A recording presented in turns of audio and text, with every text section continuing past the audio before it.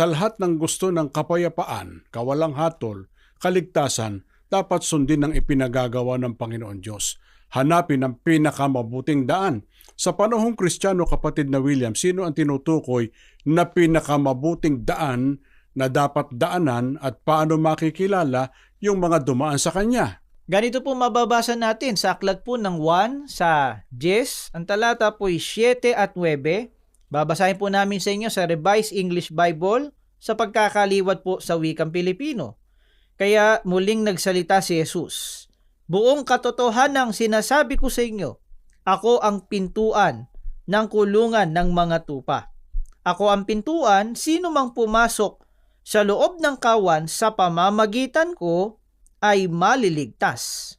Ang pinakamabuting daan na dapat pong daanan o pasukan ng tao sa panahong Kristiyano, ayon sa talatang binasa natin, ang ating pong Panginoong Hesukristo. Baka sabihin ng iba, alam naman namin yan na ang Panginoong Hesukristo ang daan, siya ang pintuan, kaya sinasampalatayan na namin na siya ang pintuan, daan patungo sa kaligtasan. Hanggang doon lang ba? Period na ba yun? Pagka nalaman ba ng tao, ang Panginoong Hesukristo ang pinto at daan sasampalatayan na lang siya sa Panginoong Hesukristo? Miniutos din po ang ating Panginoong Hesukristo. Ang sabi po niya, sino mang pumasok sa loob ng kawan sa pamamagitan ko ay maliligtas.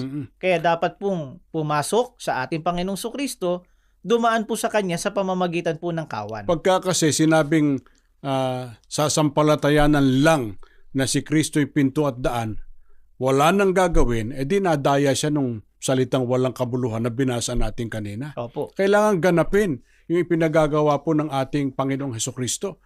At ang mga dumaat pumasok sa Kanya ay napaloob sa Kanyang kawan.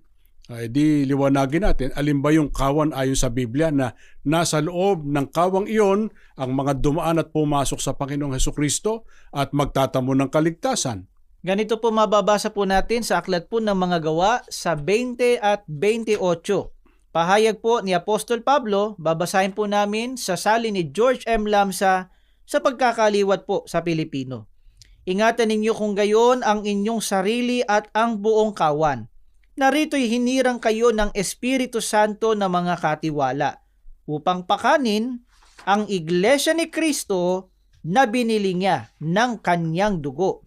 Ayon po sa pahayag ni Apostol Pablo, ang kawan, ito po ang Iglesia ni Kristo na tinubos o binili ng dugo ng ating Panginoong Hesukristo. Kaya ang turo ng Panginoong Hesukristo na tagapagligtas para ang tao'y maligtas ay dapat nasa loob ng Kanyang Iglesia. Nasa loob ng Iglesia ni Kristo. Ganito po kahalagang Iglesia ni Kristo.